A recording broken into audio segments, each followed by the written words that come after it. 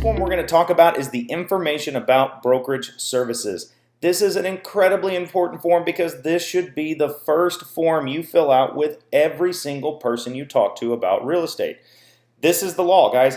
It says in the thing you have to have this filled out by any person that you have a substantive real estate conversation about. What does substantive mean?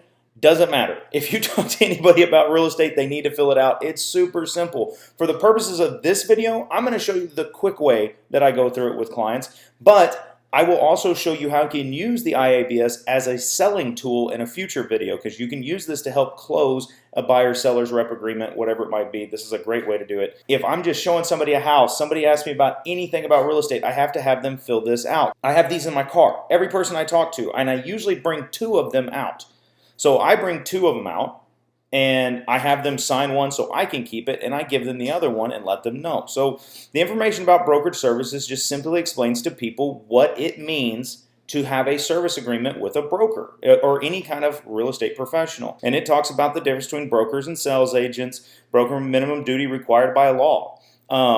It walks through exactly what it means to be in any kind of agreement with somebody in real estate. And the most important thing is that you fill this out correctly. There can be no blank lines down here. So I think I'm a pretty good example of doing this. So when I fill this out, I do Right Line Realty because that is technically my listed broker firm name or assumed name, right? So I work with Right Line Realty. That is the top of my structure, 7429. And who is my broker? Well, that's Eric. So Eric at White Line Realty goes in here, and his phone number or the office phone number, either way.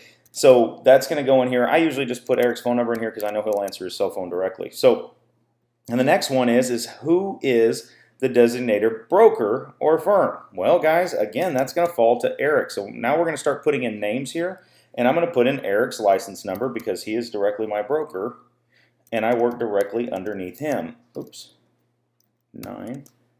And we're going to keep Eric's email here, okay, and Eric's phone number. So a lot of people make the mistake because I work directly underneath Eric. They think that I do not have a licensed supervisor of sales agent. Well, technically, Eric is my licensed supervisor, so there should be no blank lines on this form. Even if you have to put the same information in over and over again, that's what you do. Eric at White Line Realty, we put in his phone number again, and the very last line is you. So whoever you are, you should always be on the bottom line, and the top line should always be White Line Realty.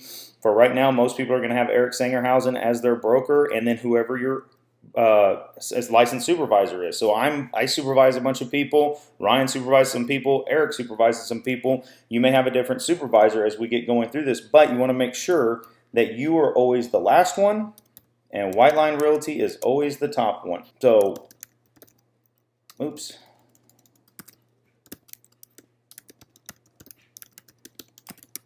And I put my cell phone number in there. So when I go talk to people about this, again, I told you I was going to tell you the quick way that I do this. The quick way that I do this is I tell everybody, I say, hey, listen, this is the first form that I'm required to give you by law. It explains to you exactly what my role is in the transaction, and it explains to you exactly who you can talk to if you feel like I don't do something correctly and you want to get me in trouble. I usually have a smile on the face, but it definitely makes people feel better knowing that they can get a hold of my boss at any moment, or they can go talk to Trek directly, because that's exactly what this form is meant to do. It's meant to inform the consumer of what my job description truly is, and it's also meant to inform the consumer of who they can talk to should they feel they were not properly represented. So that's exactly what I say. I say, hey guys, this is required by law for me to give you from the state of Texas. It explains what I'm supposed to do for you, and if you don't feel like I'm supposed to do it, then you can call any of these people or Trek and let them know that I'm falling down on my job. If you wouldn't mind, could you initial right here for me and date, please? Thank you so much. And I'm actually going to give you a copy. That way you have all this information down as well so you can take it with you.